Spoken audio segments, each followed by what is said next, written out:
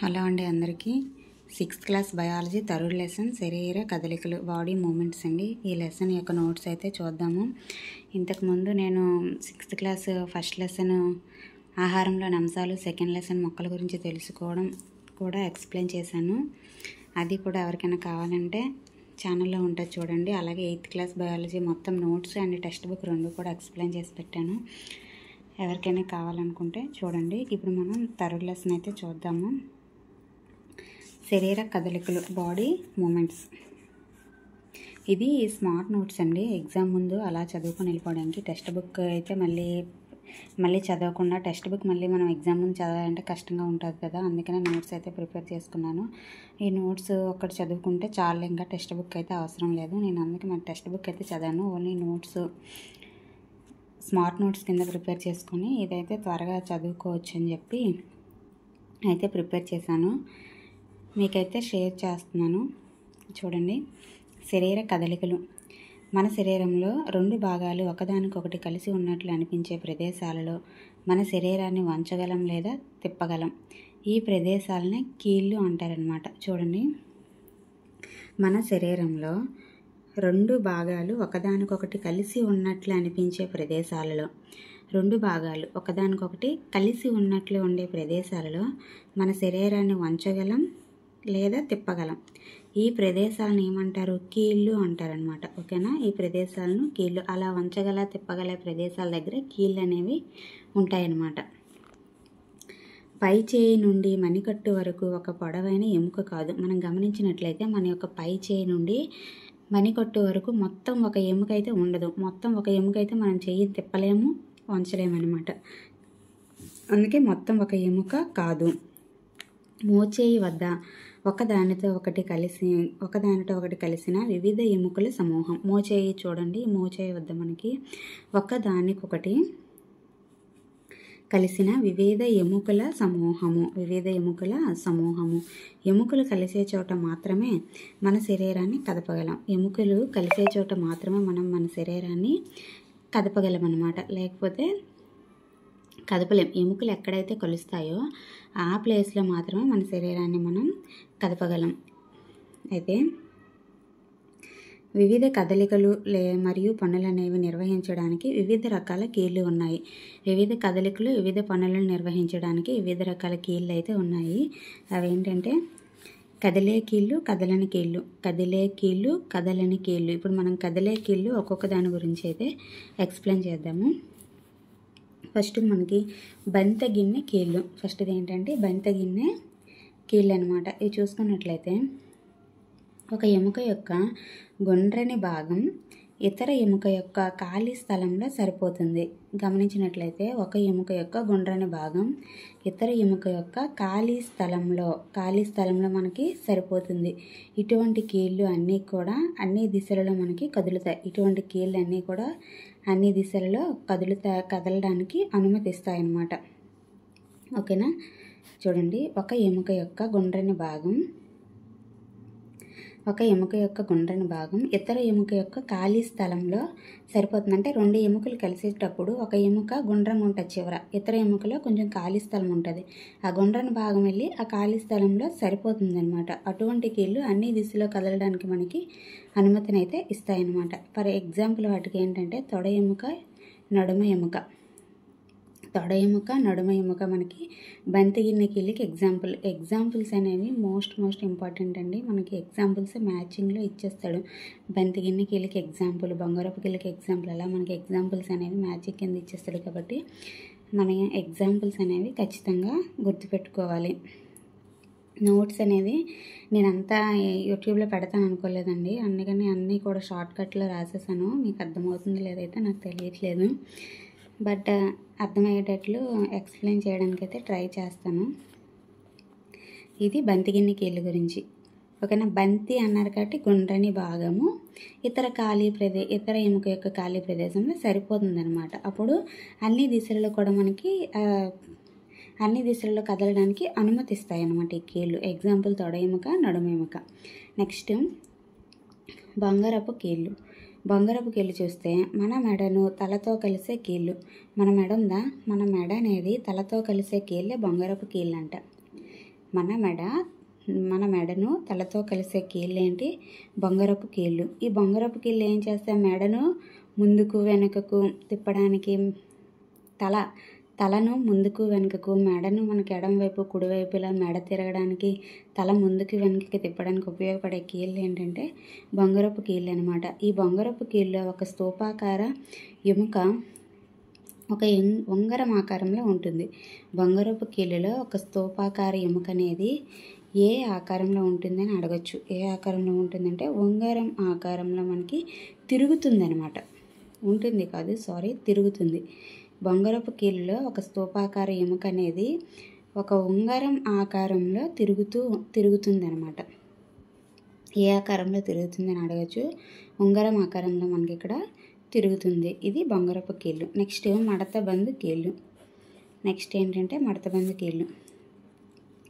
తలుపు యొక్క మడతబందును మనము గమనించినట్లయితే తలుపు యొక్క మడతబందు ఏంటి? మనకి ఇలా తలుపుని ముందుకి వెనకకి కదల్చడానికి మడతబందు అనేది ఉపయోగపడుతుంది. తలుపుని ఇలా ముందుకి మనం వేయడానికి, వెనక్కి మళ్ళీ తీయడానికి ఉపయోగపడేది ఏంటి? తలుపు యొక్క మడతబందు. అలాగే మడతబందు కీళ్ళు అనేవి ఏం చేస్తాయంటే మనకి మన శరీర భాగాలను ఇలా ముందుకి వెనకకి కదల్చడానికి ఉపయోగపడే కీళ్ళు మడతబందు కీళ్ళు అనమాట. అవి ఎక్కడ ఉంటాయంటే మోకాలిలోను మోచేయిలోను ఉండే కీళ్ళు ఏంటంటే మడతబందు కీళ్ళు.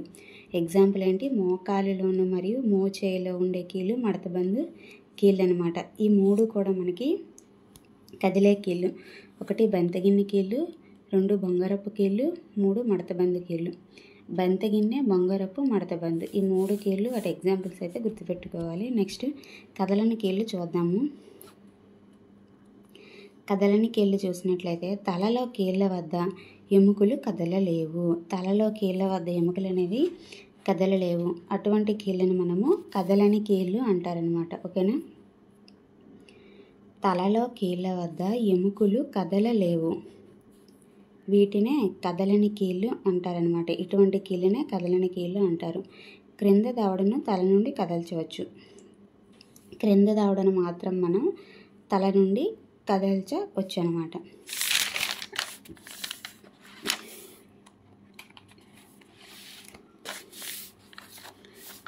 పై దవడ, తల యొక్క మిగిలిన భాగాలు ఎముకలు కలిసిపోయి ఉంటాయి. అవి కదలని కీళ్ళు అనమాట.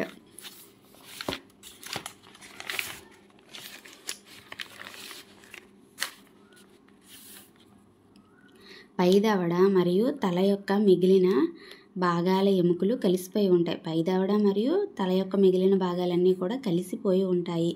అదే కదలని కీళ్ళు అనమాట. మొత్తం కూడా అవి కదలవు. తలలో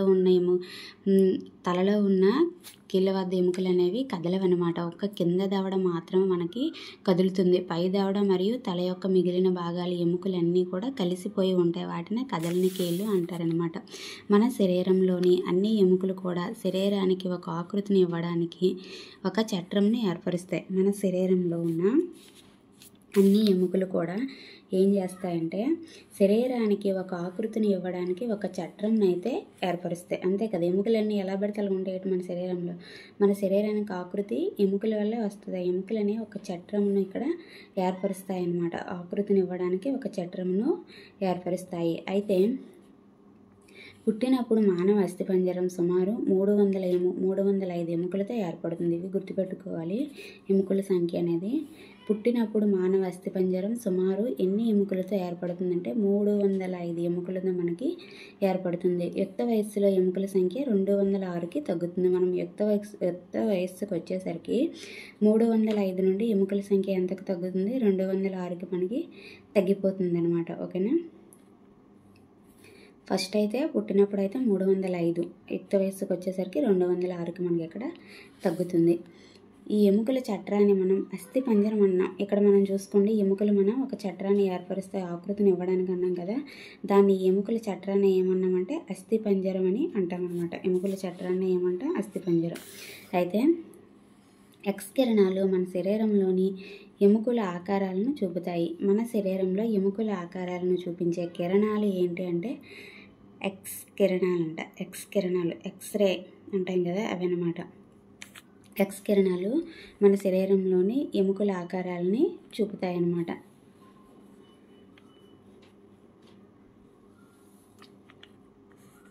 మణికట్టు కార్పుల్స్ అని పిలువబడే అనేక చిన్న ఎముకలతో ఏర్పడింది. మన మణికట్టు ఇక్కడ ఉంది కదా, ఈ మణికట్టు అనేది ఏటని పిలువబడే కార్పుల్స్, ఇది గుర్తుపెట్టుకోవాలి. కార్పుల్స్ అని పిలువబడే అనేక చిన్న ఎముకలతో ఏర్పడింది. మణికట్టు అనేది కార్పుల్స్ అని పిలువబడే అనేక చిన్న ఎముకలతో ఏర్పడింది. ఛాతీ ఎముక వెన్నెముకను కలిపి ఉన్న పంజరాన్ని వరహ్ పంజరం అంటారు. ఛాతీ ఎముక మరియు వెన్నెముకను కలిపి ఉన్న పంజరాన్ని మనం ఇవి చూసుకోవాలి. టెక్స్ట్ బుక్లో, అకాడమీ బుక్లో మనకి బిట్స్ కూడా ఇచ్చాడు వీటిపైన, చూద్దాం తర్వాత. ఛాతీ ఎముక వెన్నెముకను కలిపి ఉన్న పంజరాన్ని ఏమంటారు అంటే వరహ్ పంజరం అంటారు. మన యొక్క ఛాతీ ఎముక మరియు వెనక్కి వెన్నెముక ఉంటుంది కదా, వెన్నెముక, ఈ వెన్నెముకను కలిపి ఉన్న ఈ మొత్తం పంజరాన్ని ఏమంటారంటే వరహ్ పంజరం అని అయితే అంటారనమాట. ఓకేనా, వరహ్ పంజరం అని అంటారు. నెక్స్ట్, ఛాతీకి ఇరువైపులా మనకి 12 జతలు ప్రక్కటెముకలు అయితే ఉంటాయన్నమాట. మొత్తం మనకి 24 ప్రక్కటెముకలు అయితే ఉంటాయి. ఇది గుర్తుపెట్టుకోవాలి, 24. నెక్స్ట్ ఎముకల సంఖ్య, వీటన్నింటినీ కూడా గుర్తుపెట్టుకోవాలి. నెక్స్ట్ వచ్చేసి వెన్నెముక చిన్న ఎముకలతో ఏర్పడుతుంది. వెన్నెముక అనేది మనకి చిన్న ఎముకలతో ఏర్పడుతుంది. వీటిని ఏమంటారంటే వెన్నెపూసలు అంటారు. వెన్నెముక చిన్న ఎముకలతో ఏర్పడుతుంది, వీటిని వెన్నెపూసలు అంటారు. వెన్నెముకలో దాదాపు 33 వెన్నెపూసలు ఉంటాయంట. వెన్నెముకలో దాదాపు ఎన్ని వెన్నెపూసలు ఉంటాయంటే 33 వెన్నెపూసలు అనేవి ఉంటాయి. ఓకేనా, భుజం దగ్గర మనకి భుజపుట ఎముకలు ఉంటాయి. భుజం దగ్గర ఉండే ఎముకలు ఏంటి, భుజపుట ఎముకలు అనమాట. నెక్స్ట్, పొట్ట కింద భాగాన్ని ఆవరించి కటి వలయ ఎముకలు ఉంటాయి. చూసుకోవాలి, మనకి భుజం దగ్గర ఉండే ఎముకలు ఏంటి, కటి వలయ దగ్గర ఉండే ఎముకలు ఏంటి అని మనకి ఏంటంటే మ్యాచింగ్లో ఇచ్చేస్తాడనమాట. కాబట్టి ప్రతిదీ కూడా మనం గుర్తుపెట్టుకోవాలి. పొట్ట కింద భాగాన్ని ఆవరించి ఉండే ఎముకలను ఏమంటారంటే కటి వలయ ఎముకలు అని అయితే అంటారనమాట. అలాగే భుజం దగ్గర అయితే పొట్ట కింద భాగాన్ని ఆవరించి ఉన్న ఎముకల్ని కటి వలయ ఎముకలు అన్నాం కదా, ఇవి కూర్చోవడానికి మనకు ఉపయోగపడతాయి అన్నమాట. కటి వలయ ఎముకలు దేనికి ఉపయోగపడతాయి అంటే మనం కూర్చోవడానికి ఉపయోగపడే ఎముకలు అనమాట. ఇవి పొట్ట కింద భాగాన్ని ఆవరించి ఉంటాయి.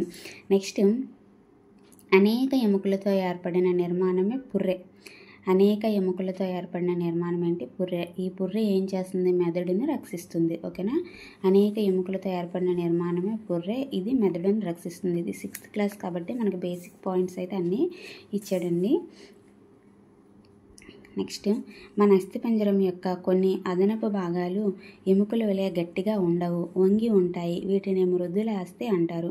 మన అస్థిపంజరం యొక్క కొన్ని అదనపు భాగాలు అనేవి, మన అస్థిపంజరం యొక్క కొన్ని అదనపు భాగాలు ఎముకల వలె గట్టిగా ఉండవన్నమాట. ఎముకల వలె ఎలా ఉండవు, గట్టిగా ఉండవు, వంగి ఉంటాయి. వీటిని ఏమంటారంటే మృదుల అస్థి అంటారనమాట. ఎముకను కదల్చడానికి 2 కండరాలు కలిసి పనిచేయాలి. ఒక ఎముకను మనం కదల్చాలంటే 2 కండరాలు అనేవి కలిసి పనిచేయాలి. ఇది మోస్ట్ ఇంపార్టెంట్ బిట్, అది గుర్తుపెట్టుకోవాలి. టెక్స్ట్ బుక్లో అయితే ఈ బిట్ ఇచ్చాడు.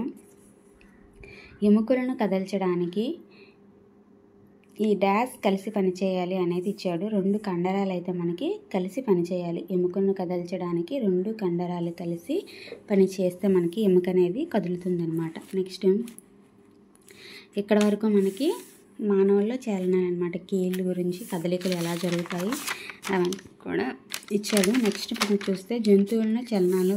నెక్స్ట్, జంతువుల్లో చలనాలు. ఒకసారి ఇది ఎలా క్విక్ రివిజన్ చేద్దాము. శరీర కదలికలు అంటే మనకి ఇది చూసాం, కీళ్ళు అనగానేమో చూసాం కదా. నెక్స్ట్, కదిలే కీళ్ళు, కదలని కీళ్ళు. కదిలే కీళ్ళు బంతిగిన్నె కీళ్ళు, తొడ ఎముక, నడుమ ఎముక, బొంగరపు కీళ్ళు. నెక్స్ట్ చూసుకున్నట్లయితే బొంగరపు కీళ్ళు మనకి మెడ. నెక్స్ట్, మడతబందు కీళ్ళు, మోకాలు మోచేయి. కదలని కీళ్ళు ఎక్కడ ఉంటాయి, తలలో మనకి ఉంటాయి అన్నమాట. క్రింద దవడ మాత్రమే కదల్చగలం, మిగిలిన తల మరియు పై దవడ ఎముకలన్నీ కూడా కలిసిపోయి ఉంటాయి. ఓకేనా. నెక్స్ట్, ఎముకలన్నీ కలిసి ఒక చట్టాన్ని ఏర్పరిస్తే దాన్ని అస్థిపంజరం అంటారు. మన పుట్టినప్పుడు ఎముకల సంఖ్య 305, యుక్త వయసుకు వచ్చేసరికి 206 అవుతుందన్నమాట. మణికట్టు డాష్ అని పిలువబడే అనేక చిన్న ఎముకలతో ఏర్పడుతుందంటే కార్పుల్స్ అని పిలువబడే అనేక చిన్న ఎముకలతో ఏర్పడుతుంది. మన శరీరంలో ఎముకల ఆకారాలను చూపించే కిరణాలు ఏంటి అంటే ఎక్స్ కిరణాలు. ఓకేనా. ఛాతీ ఎముక వెన్నెముకను కలిపి ఉన్న పంజరాన్ని డాష్ అంటారంటే ఉరఫ్ పంజరం. ప్రక్కటెముకల సంఖ్య మానవుల్లో 24, 12 జతలను ఇచ్చినా పట్టొచ్చు లేదా 24. వెన్నెముక చిన్న ఎముకలతో ఏర్పడుతుంది. వీటిని డాష్ అంటారు. వెన్నెపూసలు. మానవుల్లో వెన్నుపూసలు ఎన్ని ఉంటాయి దాదాపు అంటే మనకి 33. మానవుని వెన్నెముకలో వెన్నుపూసల సంఖ్య 33 అనమాట. నెక్స్ట్ భుజం దగ్గర ఉండే ఎముకలు, భుజపటి ఎముకలు. పొట్ట కింద భాగాన్ని ఉండేవి కటివల ఎముకలు. ఇవి కూర్చోవడానికి ఉపయోగపడతాయి. అనేక ఎముకలతో కలిసి ఏర్పడిన నిర్మాణమే పుర్రె. పుర్రె ఏం చేస్తుంది? మెదడును రక్షిస్తుంది. నెక్స్ట్ ఎముకలు మన బాడీలో ఎముకల వలె గట్టిగా, కొన్ని అదనపు భాగాలు ఎముకల వలె గట్టిగా ఉండవు, వంగి ఉంటాయి. వీటిని డాష్ అంటారంటే మృదులాస్థి అంటారు. నెక్స్ట్ ఎముకను కదల్చడానికి డాష్ కలిసి పని చేయాలి అంటే 2 కండరాలు కలిసి పని చేయాలి. ఇవి ఇందులో ఉన్న బిట్స్ అనమాట. బిట్స్ ఈ విధంగా అయితే ఫ్రేమ్ అవుతాయి అని అయితే నేనైతే అనుకుంటున్నాను. నెక్స్ట్ జంతువుల చలనాలు అయితే చూద్దాము. జంతువుల చలనాలు ఒక్కొక్కటైతే నేను రాశాను. వానపాము గురించి నత్త టెక్స్ట్ బుక్లో ఇచ్చాడు. వానపాములో కదలికలు ఎలా జరుగుతాయి, చలనాలు. నత్తలు ఎలా జరుగుతాయి. నెక్స్ట్ బొద్దింక, పక్షులు, నెక్స్ట్ చేప, పాములు ఇవైతే ఇచ్చాడు. వరకు చూద్దాం.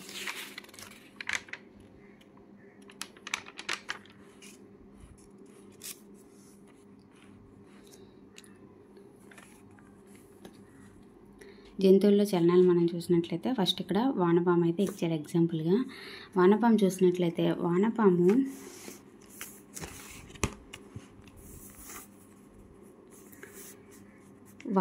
శరీరం ఒక చివరి నుంచి మరొక చివరి వరకు అనేక వలయాలతో నిర్మించబడి ఉంటుంది. వానపాము శరీరం అనేది ఒక చివరి నుండి మరొక చివరి వరకు అనేక మనకి వలయాలతో నిర్మించబడైతే ఉంటుందన్నమాట. డాష్తో నిర్మించబడి ఉంటుందని అడుగుతారు. దీంతో వానపాము శరీరం అనేది ఒక చివరి నుండి మరొక చివరి వరకు డాష్తో నిర్మించబడి ఉంటుందంటే వలయాలతో నిర్మించబడి ఉంటుంది. వానపాములో ఎముకలు అనేవి లేవు. వానపాములో ఎముకలు ఉండవు. చాలా గుర్తుపెట్టుకోవాలండి మనమైతే. వానపాములో ఎముకలు ఉంటాయి. ఏ జీవులు ఎముకలు ఉంటాయి, కండరాలు ఉంటాయి. అందులో కండరాలు ఉండవు అని అయితే మనం గుర్తుపెట్టుకోవాలి. ఇక్కడ మనం వానపాములు అయితే ఎముకలు అనేవి ఉండవు. వానపాము కదలికకు కండరాలు సహాయపడతాయి. ఎముకలు ఉండవు కదా, మరి ఎలా కదలిక అది చేస్తుంది అంటే వానపాము కదలికకు మనకి ఇక్కడ కండరాలు అనేవి సహాయపడతాయి. వానపాము కదలికకు సహాయపడడానికి జారుడు పదార్థంను స్రవిస్తుంది. అయితే ఇక్కడ కండరాలు సహాయపడతాయి. దానితో పాటు ఇవి ఏం చేస్తాయంటే ఒక జారుడు పదార్థాన్ని స్రవిస్తాయి. వానపాము చూడండి, కొంచెం వాటర్ ఉన్న దగ్గర గట్ట అదే త్వరగా వానపాములు అయితే వచ్చేస్తాయి వర్షాకాలంలో గట్ట. నెక్స్ట్ అయితే బాడీ అనేది కొంచెం జిగటగా ఉంటుందన్నమాట. జారుడు పదార్థం అనేది ఉంటుంది. దాని ద్వారా అది ముందుకి వేగంగా కదలగలుగుతుంది అనమాట. జారుడు పదార్థాన్ని స్రవిస్తుందంట. అందుకే ఇలా జారుకుంటూ వెళ్ళిపోతున్నట్టు మనకు అనిపిస్తుంది. నెక్స్ట్ వానపాము శరీరం కింద పెద్ద సంఖ్యలో చిన్న వెంట్రుకలు వంటి నిర్మాణాలు అనేవి బయటకు పొడుచుకు వస్తాయి. వానపాము చర్మం కింద శరీరం కింద మనం పరిశీలించినట్లయితే పెద్ద సంఖ్యలో చిన్న వెంట్రుకలు వంటి నిర్మాణాలు బయటకు పొడుచుకు వస్తాయి. ఇవి కండరాలతో అనుసంధానించబడి ఉంటాయి. వానపాములో ఎముకలు ఉండవు, కండరాలు ఉంటాయి కదా అని చెప్పాం కదా. ఇవి ఏం చేస్తాయంటే మనకి వానపాము శరీరం కింద పెద్ద సంఖ్యలో వెంట్రుకలు వంటి నిర్మాణాలు బయటకు పొడుచుకుని వస్తాయి కదా. ఈ నిర్మాణాలు అనేవి కండరాలతో అనుసంధానించబడి ఉంటాయి. దాని బాడీలో ఉన్న కండరాలతో అనుసంధానించబడి ఉంటాయి. దానివల్ల నేల నుంచి పట్టును పొందడానికి సహాయపడుతుంది అన్నమాట. ఇవి వెంట్రుకలు అన్నాం కదా. వెంట్రుకలు కండరాలతో అనుసంధానించబడి ఉండడం వలన అవి ఏం చేస్తాయంటే నేలపై మంచి పట్టును సాధించి అది కదలడానికి అయితే ఉపయోగపడతాయి అన్నమాట. ఇది వానపాము. ఇందులో ఎముకలు లేవు, కండరాలు ఉంటాయి, కదలికకు సహాయపడతాయి, జారుడు పదార్థాన్ని స్రవిస్తుంది. ఇందులో చర్మం కింద చిన్న వెంట్రుకలు అనేవి ఎక్కువగా ఉంటాయి, బయటికి పొడుచుకు వస్తాయి అన్నమాట. అవి కండరాలతో అనుసంధానించబడి అది నేలపై పట్టు సాధించి చెల్లించడంలో సహాయపడతాయి అన్నమాట. నెక్స్ట్ వానపాము మట్టిని తింటుంది. ఇది మనకు తెలుసు. వానపాము అనేది ఏం చేస్తుంది, మనకి మట్టిని తింటుంది అనమాట. రైతు నేస్తం అని అంటారు కదా వానపాముని. వానపాము మట్టిని తిని భూమిని సారవంతం చేస్తుంది అనమాట. మట్టిని తిని మళ్ళీ విసర్జించడం చేసి భూమిని మొత్తం గుల్లగా నీట్గా చేస్తుందన్నమాట. సారవంతం, భూమిని దున్నడానికి ఉపయోగపడుతుంది అని అయితే అంటారనమాట. ఆ విధంగా వానపాము మట్టిని సారవంతం చేయడంలో చాలా ఉపయోగపడుతుంది. ఇది వానపాము గురించి. నెక్స్ట్ నత్త చూసినట్లయితే వీపు భాగంలో గుండ్రటి నిర్మాణం అనేది ఉంటుంది. నత్త యొక్క వీపు భాగంలో గుండ్రటి నిర్మాణం ఉంటుంది. దీనినే కర్పరం అంటారనమాట. నత్త యొక్క వీపు భాగంలో ఏ నిర్మాణం ఉంటుంది? గుండ్రటి నిర్మాణం ఉంటుంది. దీనిని ఏమంటారంటే కర్పరం అంటారు. ఇదే నత్త యొక్క బాహ్యస్థి పంజరం అనమాట. ఈ కర్పరాన్ని ఏమంటారంటే నత్త యొక్క బాహ్యస్థి పంజరం అని కూడా అంటారనమాట. బాహ్యస్థి పంజరం. కానీ ఇది ఎముకలతో నిర్మించబడదు. బాహ్య అస్థి పంజరం అన్నాం కదా, అస్థి పంజరం అంటే ఎముకలతో నిర్మించబడాలి కదా అని మనం అనుకుంటాం. కానీ ఇది ఎముకలతో నిర్మించబడదు అంట. ఏది? నత్తలో ఉండే బాహ్యస్థి పంజరం. కర్పరము ఒక ప్రదేశం నుండి మరొక ప్రదేశానికి కదలడంలో సహాయపడదు. మరి కర్పరం ఇదిగోండి, ఇక్కడ మామూలుగా నేను చిన్నగా డయాగ్రామ్ వేసాను. ఇది కర్పరం అనమాట. ఇదంతా కూడా నత్త యొక్క పాదం. ఇది పాదము, ఇది కర్పరం. అయితే ఈ కర్పరం ఒక ప్రదేశం నుండి మరొక ప్రదేశానికి కదలడంలో సహాయం పడదు. మందపాటి నిర్మాణం ఉంటుంది, అదే మనకి పాదం. ఇక్కడ నత్తలో ఒక మందపాటి నిర్మాణం ఇలా కనిపిస్తుంది కదా, మందపాటి నిర్మాణం. ఇది నత్త యొక్క పాదం. బలమైన కండరాలతో నిర్మితమై ఉంటుంది. ఈ పాదం అనేది బలమైన కండరాలతో మనకి ఇక్కడ నిర్మితమై ఉంటుంది. ఈ పాదం ద్వారా నత్త అనేది నెమ్మదిగా కదులుతుంది అనమాట. ఓకేనా? ఒకసారి చూద్దాము. నత్త వీపు భాగంలో మనకి గుండ్రటి నిర్మాణం అనేది ఉంటుంది. దాన్ని ఏమంటారు అంటే కర్పరం అంటారు. ఇదే నత్త యొక్క బాహ్యస్థి పంజరం. కానీ ఇది ఎముకలతో నిర్మించబడదు. కర్పరం ఒక ప్రదేశం నుండి మరొక ప్రదేశానికి కదలడంలో సహాయపడుతుందంటే సహాయం పడదు. కానీ నత్త కదులుతున్నప్పుడు దాంతోపాటు ఇలా కర్పరం కూడా మనకి కదులుతుంది అనమాట. కానీ నత్త కదలడంలో మాత్రం కర్పరం సహాయపడదు. దీనికి మందపాటి నిర్మాణం ఉంటుంది. దాన్ని పాదం అంటారు. పాదంతో అది నెమ్మదిగా కదులుతుంది అనమాట నత్త. నెక్స్ట్, ఇది దేంతో నిర్మించబడి ఉంటుందంటే పాదం అనేది బలమైన కండరాలతో నిర్మితమై ఉంటుందన్నమాట. ఓకేనా? బలమైన కండరాలతో నిర్మితమై ఉంటుంది. నెక్స్ట్, బొద్దింక చూసినట్లయితే 3 జతల కాళ్ళు ఉంటాయి. ఇది జతలు మనం గుర్తుపెట్టుకోవాలి. ఎన్ని జతల కాళ్ళు ఉంటాయి, ఎన్ని జతల రెక్కలు ఉంటాయి అనేది చూసుకోవాలి. బొద్దింకలో మనకి 3 జతల కాళ్ళు ఉంటాయి. శరీరం గట్టిగా ఉన్న బాహ్యస్థి పంజరంతో కప్పబడి ఉంటుంది. చాలా చాలా ఇంపార్టెంట్. ఇక్కడ అస్థి పంజరాలు చూసుకోండి. ఇక్కడ మనం నత్తలో కూడా బాహ్యస్థి పంజరం అని చెప్పాము. అలాగే బొద్దింకలో కూడా బాహ్యస్థి పంజరం ఉంటుందని చెప్తున్నాము. మనకి బిట్స్ అనేవి ఇచ్చేస్తాడు. క్రింది ఏ జీవుల్లో మనకి బాహ్యస్థి పంజరం అనేది ఉంటుంది అనేది ఇవ్వచ్చు. మ్యాక్సిమం మ్యాచింగ్స్ ఇస్తాడు డిఎస్సిలో. మనం చూసుకోవాలి ప్రతిదీ కూడా. శరీరం అనేది గట్టిగా ఉన్న బాహ్యస్థి పంజరంతో కప్పబడి ఉంటుంది. ఈ బాహ్యస్థి పంజరం అనేది అనేక ఫలకాలతో మనకి ఏర్పడుతుంది అనమాట. ఇది కదలికకు తోడ్పడుతుంది. బాహ్యస్థి పంజరం అనేది కదలికకు ఇక్కడ తోడ్పడుతుంది. ఇక్కడ మనం కదలికకు తోడ్పడదు అని చెప్పాం కదా, ఇక్కడ మాత్రం మనకి కదలికకు తోడ్పడుతుంది అనమాట. బొద్దింకలో తల వెనుక శరీరానికి 2 జతల రెక్కలు అనేవి అంటిపెట్టుకొని ఉంటాయన్నమాట. తల వెనుక శరీరానికి 2 జతల రెక్కలు. అవును, బొద్దింకలో మనం బాగా గమనించినట్లయితే 2 జతల రెక్కలు అనేవి ఉంటాయన్నమాట. ఇవి ప్రత్యేకమైన కండరాలను కలిగి ఉంటాయి. ఇవి కూడా మనకి ప్రత్యేకమైన కండరాలను కలిగి ఉంటాయి. ఇది బొద్దింక గురించి చూసుకోవాలి ఒకసారి. బొద్దింక 3 జతల కాళ్ళు ఉంటాయి. బొద్దింకలో ఎన్ని జతల కాళ్ళు ఉంటాయి? 3 జతల కాళ్ళు ఉంటాయి. శరీరం గట్టిగా ఉన్న బాహ్యస్థి పంజరంతో కప్పబడి ఉంటుంది. శరీరం అనేది గట్టిగా ఉన్న బాహ్యస్థి పంజరంతో కప్పబడి ఉంటుంది. ఇందులో మనకి అనేక ఫలకాలతో నిర్మించబడి ఉంటుంది. బాహ్యస్థి పంజరం అనేది అనేక ఫలకాలతో ఏర్పడి కదలికకు మనకి తోడ్పడుతుంది. ఓకేనా? నెక్స్ట్, తల వెనుక శరీరానికి 2 జతల రెక్కలు అంటిపెట్టుకొని ఉంటాయి. తల వెనుక శరీరానికి 2 జతల రెక్కలు అనేవి అంటిపెట్టుకొని ఉంటాయి. నెక్స్ట్, ప్రత్యేకమైన కండరాలను కలిగి ఉంటాయి.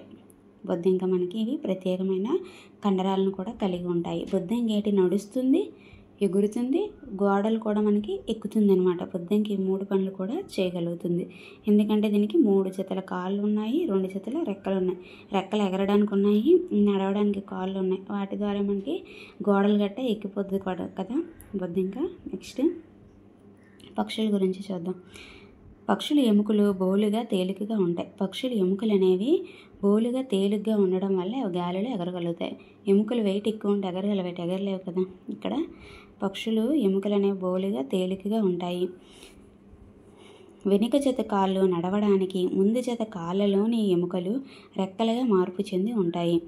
మనకి పక్షుల్లో ఒక జత కాళ్ళు మనం గమనిస్తాం కదా, అయితే ఈ వెనుక జత కాళ్ళు అనమాట అవి.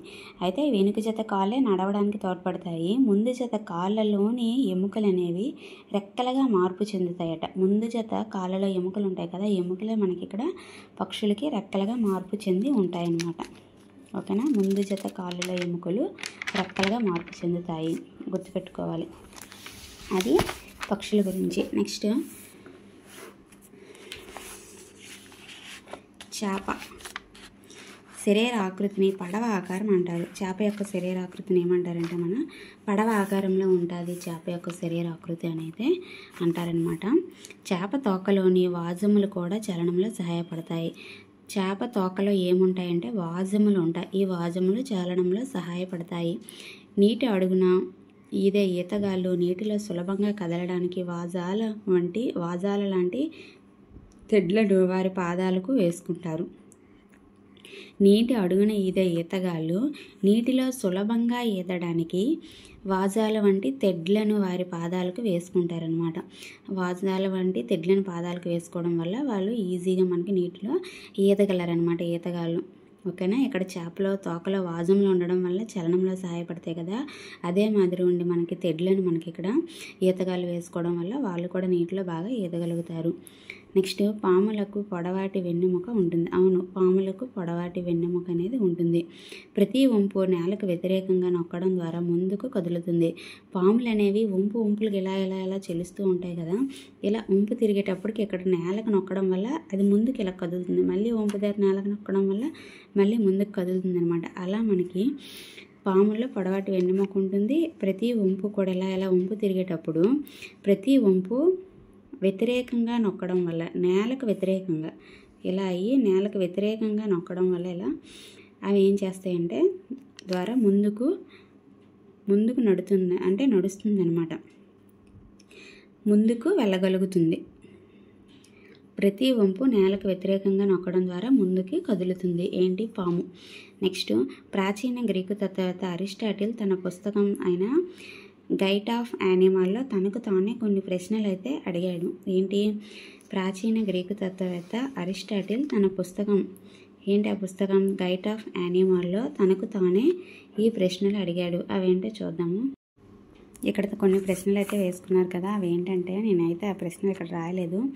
అంటే మనుషులకి జంతువులకి వేరు శరీర భాగాలు ఎందుకుంటాయి, ఆ శరీర భాగాలు మనకి కదలడానికి ఎలా ఉపయోగపడతాయి, మనుషులకి 2 కాళ్ళు, ఆవులకి గేదెలకు 4 కాళ్ళు ఎందుకుంటాయి, అలా కొన్ని ప్రశ్నలు అయితే తనకు తానే మనకి వేసుకున్నారనమాట. ఎవరు? ప్రాచీన గ్రీకు తత్వవేత్త అరిస్టాటిల్. తన పుస్తకం పేరైతే మనం గుర్తుపెట్టుకోవాలి, గైడ్ ఆఫ్ యానిమల్లో తనకు తానే కొన్ని ప్రశ్నలు అయితే వేసుకున్నారు. ఎవరు? ప్రాచీన గ్రీకు తత్వవేత్త అరిస్టాటిల్. ఇంతటితో ఈ లెసన్ అయితే కంప్లీట్ అయిందండి. మనకి జంతువుల చలనాలు అలాగే శరీర కదలికలు మనకి నెక్స్ట్ జంతువుల్లో చలనాలు అయితే చూసుకున్నాం కదా. వానపాము, నత్త, బొద్దింక, పక్షులు, చేపలు ఇవైతే చూసాము. క్విక్ రివిజన్ ఒకసారి చేద్దాము. వానపాము శరీరం ఒక చివరి నుండి మరొక చివరి వరకు అనేక వలయాలతో నిర్మించబడి ఉంటుంది. వానపాములో ఎముకలు లేవు, కండరాలే ఉంటాయి. కండరాలే కదలికకు సహాయపడతాయి, జారుడు పదార్థాన్ని స్రవిస్తాయి. నెక్స్ట్ శరీరం కింద పెద్ద సంఖ్యలో వెంట్రుకలు ఉండి ఈ కండరాలతో అనుసంధానించబడి ముందుకు కదలడంలో మనకి నేలను పట్టి ముందుకు కదలడంలో సహాయపడతాయి అన్నమాట. నెక్స్ట్ వానపాము దేన్ని తింటుందంటే మట్టిని తింటుంది. నత్త చూసుకున్నట్లయితే నత్తలో గుండ్రటి భాగం ఉంటుంది, విప్పు భాగంలో, దీన్ని కర్పరం అంటారు. ఇదే నత్త యొక్క బాహ్యస్థి పంజరం అనమాట. కానీ ఇది ఎముకలతో నిర్మించబడదు. ఇది కూడా మనకి ఇందులో కూడా బలమైన కండరాలు పాదంలో ఉంటాయన్నమాట. మందపాటి నిర్మాణమే దాని పాదం బలమైన కండరాలతో నిర్మితమై ఉంటుంది. ఈ పాదం ద్వారా ఏమంటే ముందుకి నెమ్మదిగా కదులుతుంది అనమాట. కర్పరం ఉంటుంది కానీ అది ఒక ప్రదేశం నుండి ఇంకో ప్రదేశానికి వెళ్ళడంలో సహాయపడదు. బొద్దింక చూసుకున్నట్లయితే 3 జతల కాళ్ళు, 2 జతల రెక్కలు అయితే మనకి ఉంటాయన్నమాట. నెక్స్ట్ శరీరం గట్టిగా ఉన్న బాహ్యస్థి పంజరంతో కప్పబడి ఉంటుంది. ఇందులో కూడా ప్రత్యేకమైన కండరాలు కలిగి ఉంటాయి. ఓకేనా. ఈ మూడిట్లో కూడా మనం చూసుకున్నట్లయితే కండరాలు, వానపాములో ఎముకలు లేవు, కండరాలు అయితే ఉన్నాయి. నెక్స్ట్ నత్తలో కూడా మనకి బలమైన కండరాలతోనే నత్త కూడా మనకి నిర్మితమై మనకి ఉంటుందన్నమాట. నెక్స్ట్ బొద్దింకలో చూసుకున్నట్లయితే ఇందులో కూడా ప్రత్యేకమైన కండరాలు అయితే ఉంటాయి. అన్నిట్లో కూడా కండరాలు అనేవి కామన్ అనమాట వీటిల్లో. పక్షులు చూసుకున్నట్లయితే ఇవి ఎముకలు అనేవి బోలుగా తేలిగ్గా ఉంటాయి. వెనుక జత కాళ్ళు అనేవి నడవడానికి, ముందు జత కాళ్ళలోని ఎముకలు రెక్కలుగా మార్పు చెందుతాయి అన్నమాట పక్షుల్లో. చేప చూసుకున్నట్లయితే వాటి ఆకృతి మనకి ఎలా ఉంటుంది, పడవాకారంలో ఉంటుంది. చేప తోకలో వాజముల చలనంలో ఉపయోగపడతాయి. ఆ వాజాల మాదిరిగా తెడ్లను ఈతగాళ్ళు కట్టుకొని ఉండడం వల్ల వాళ్ళు కూడా నీటిలో ఈదగలుగుతారు. నెక్స్ట్ పాములకు పొడవాటి వెన్నెముక అయితే ఉంటుంది. ప్రతి వంపు నేలకు వ్యతిరేకంగా నొక్కడం ద్వారా ముందుకు కదులుతుంది. ప్రాచీన గ్రీకు తత్వవేత్త అరిస్టాటిల్ తన పుస్తకంలో గైడ్ ఆఫ్ యానిమల్లో తన కొన్ని ప్రశ్నలు అయితే వేసుకున్నారు. ఇంతటితో మనకి నోట్స్ అయితే కంప్లీట్ అయింది. శరీర కదలికలు. నెక్స్ట్ చూసుకున్నట్లయితే టెక్స్ట్ బుక్లో బిట్స్ చేద్దాము.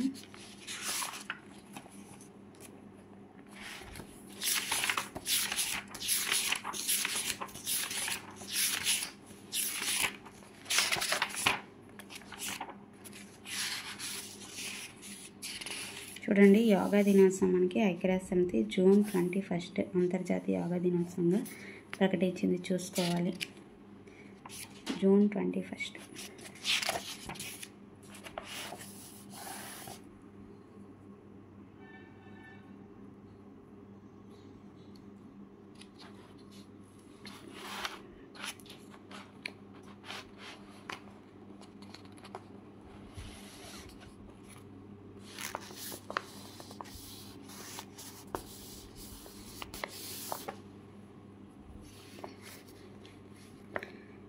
ఎముకలలో ఉండే కీళ్ళు శరీరంలో డాష్కు సహాయపడతాయి, డాష్కు కదలడానికి. ఓకేనా. ఎముకలు అస్థిపంజరం కలిసి శరీరంలో డాష్ని ఏర్పరుస్తాయి. ఎముకలు మృదులాస్థి కలిసి శరీరంలో డాష్ని ఏర్పరుస్తాయి అంటే అస్థిపంజరం. మోచేతి దగ్గర ఉండే ఎముక డాష్ కీళ్ళతో కలుస్తుంది. మోచేతి, మోకాలు మనం మడతబందు కీళ్ళు. డాష్ యొక్క సంకోచం ఎముకలను కదిలించడానికి సహాయపడుతుందంటే 2 జతల కండరాల సంకోచం అనేది 2 జతల కండరాల యొక్క సంకోచం ఎముకలను కదిలించడానికి సహాయపడుతుంది. ఓకేనా. ట్రూ ఆర్ ఫాల్స్ అనేవి ఇక్కడ రాయాలి. చూద్దాము. అన్నింటి కదలిక మరియు చలనం సరిగ్గా ఒకే విధంగా ఉంటుంది. అన్నింటిది ఒకే విధంగా ఉంటుందా? కాదు కదండి. ఒక్కొక్క జంతువు మనకి కదలిక, చలనాలు అనేవి ఒక్కొక్క రకంగా డిఫరెంట్గా ఉంటాయన్నమాట. కాబట్టి అది ఫాల్స్. మృదులాస్థి ఎముకల కంటే గట్టిగా ఉంటుంది. రాంగ్. మృదులాస్థి ఎముకల కంటే మనకి మెత్తగా ఉంటుంది అనేది చెప్పుకున్నాం. మృదువుగా ఉంటుంది. వేళ్ళలోని ఎముకలకు కీళ్ళు ఉండవు. ఫాల్స్. వేళ్ళలో ఎముకలకు మనకి కీళ్ళు అనేవి ఉంటాయి. మోచేతిలో 2 ఎముకలు ఉంటాయి. ఇది కూడా ఫాల్స్. బొద్దింకకు బాహ్యస్థి పంజరం ఉంటుంది. ఇది ట్రూ. బొద్దింకకు బాహ్యస్థి పంజరం అనేది ఉంటుంది. నెక్స్ట్ ఇక్కడ జతపరచడం చూద్దాము. పై దవడ మనం చూసుకుంటే పై దవడ ఏంటి? కదలని కీళ్ళు. పై దవడ మరియు తలలో ఉండే ఎముకలన్నీ కలిసి ఉంటాయని చెప్పాం కదా. కదలని కీళ్ళు. కింద దవడ మాత్రమే కదులుతుంది.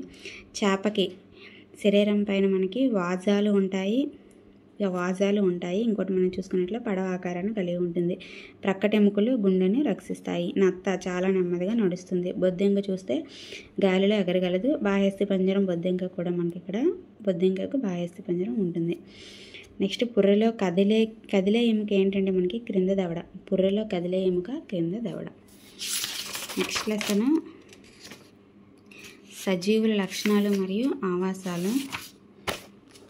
నోట్బుక్లో నేను